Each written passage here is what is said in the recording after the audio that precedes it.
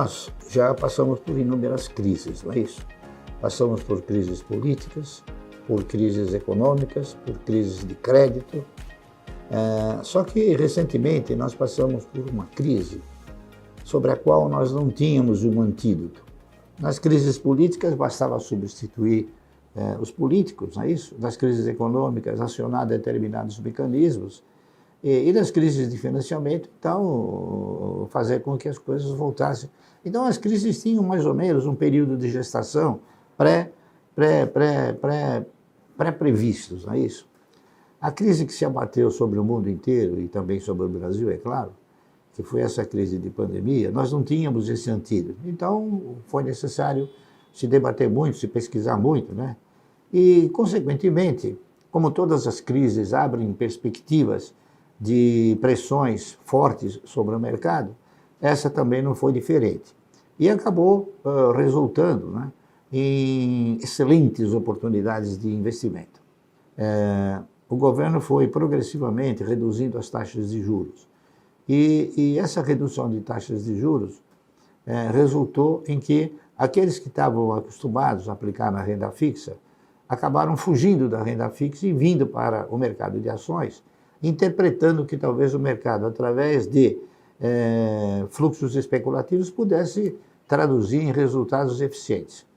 Então, esse pessoal que entrou agora no mercado, eles não são investidores, eles são especuladores.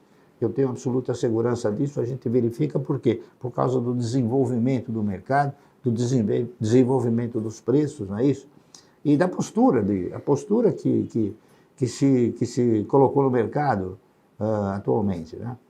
Nós temos hoje uma figura que tem exercido uma pressão muito forte sobre as cotações. São as locações, né? Eu considero que a locação é um estelionato, mas enfim, o governo não acha, a CVM acha que não, então a gente tem que até alguém se conscientizar de que isso é um estelionato. Então as locações, elas são feitas em grande escala. Eu poderia até citar alguns, a IRB, por exemplo, que é um papel que eu venho acompanhando com muito interesse. Ela chegou a ter 165 milhões de ações locadas. Então, o que acontece? O cidadão loca uma ação, tá certo? E ele vem com esse pacote de ações no mercado. Ele acaba gerando o quê? Ele acaba gerando uma pressão, tá certo?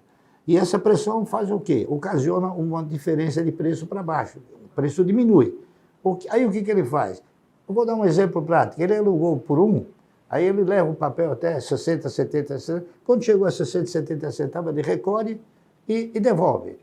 Essa operação, uma especulação desenfreada e que conduz o preço a uma situação de inadequada, né? Um preço não se forma com fatores naturais. A gente poderia até dizer que é um preço que foi manipulado, tá certo? Eu costumo analisar os números, evidentemente, porque isso é o fundamental, não é isso? A Cielo, ela chegou a ser uma empresa que teve o seu preço, né, a 24 e alguma coisa, eu não me recordo exatamente. Quando ela produzia resultados de 1 bilhão e 800, 2 bilhões. Ocorre que começaram a ingressar no mercado concorrentes para a Cielo, meios de pagamento, não é isso? Então vieram inúmeras empresas. Essas inúmeras empresas acabaram resultando numa concorrência forte e a Cielo já não teve mais aquela postura monopolística que ela possuía. Aliado a isso, vieram todos os problemas ocasionados pela Covid, tá certo? Os problemas da Covid, eles fizeram o quê? Eles produziram uma retração extraordinária, poderosa, nos meios de pagamento. Então, muita gente deixou de comprar, o camarada deixou de ir no supermercado, deixou de ir no shopping, deixou de almoçar, enfim. Então, os meios de pagamento diminuíram muito. A Cielo chegou a 2019 a dar prejuízo. Aí, imaginem só, ela caiu para 2,20. Muito bem. Agora, no ano de 2021, ela já começou a produzir resultados positivos. Então, nos 9 meses de 2021, ela gerou um resultado de 66 milhões. Então, ela está voltando devagar, não é? Ela está voltando progressivamente. Só que os números voltam, mas a cotação não está voltando. Por quê? Porque existe uma alocação muito forte, muito grande dos grandes fundos, e esses grandes fundos eles fazem o quê? Eles pressionam o preço, seguram o preço, para que eles possam recomprar as ações. Só que, em relação a IRB, em relação a Cielo, eu acredito que deva estar acontecendo o seguinte: os fundos estão vendendo, alugando, vendendo, diminuindo o preço, mas tem quem está comprando. Eu, por exemplo, estou comprando. Então, Cielo, o que está comprando também Cielo, também estou comprando. Então, o que ocorre? Eu estou comprando exatamente por causa desses números que eu falei para você, né? A gente não está enxergando assim, a gente está enxergando para frente. Então, vamos supor que a Cielo, o ano que vem, ela volte a dar 1,5 bilhão de resultado. Ela não vai custar R$2. Andaram produzindo análises e recomendações em relação a preço-alvo, ou preço justo, tá certo? Então, por exemplo, o Safra, ele interpreta, está aqui eu anotei isso, ele diz que o preço justo da Cielo é R$4,80. Mas nesse preço de 2,20 ele não recomenda comprar. O Credit Suisse acha também que o preço justo da Cielo é R$4,80, mas ele não recomenda comprar. O BofA acha que o preço justo da Cielo é R$5,80, mas ele não recomenda comprar.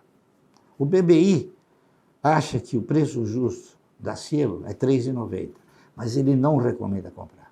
E o Itaú BBA acha que o preço justo da Cielo é R$5,50, mas ele não recomenda comprar. O único que recomenda comprar é a Genial. A Genial interpreta que o preço justo da Cielo hoje devia ser R$3,30, e ele acha que tem que comprar. Então, o que você deduz da interpretação que esses fundos fazem? Eles estão alugados e vendidos.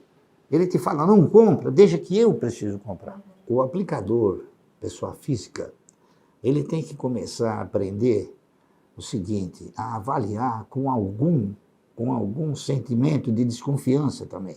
Por exemplo, se eu faço essa leitura, por que ele também não pode fazer? Então, se ele fez o seguinte, o papel está 2,20, agora subiu um pouquinho para 2,40 e 2,40 e pouco.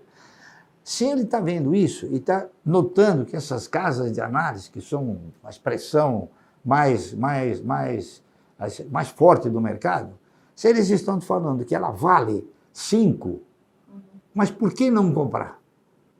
Então você tem que ter um pouquinho de malícia também, né? Entende?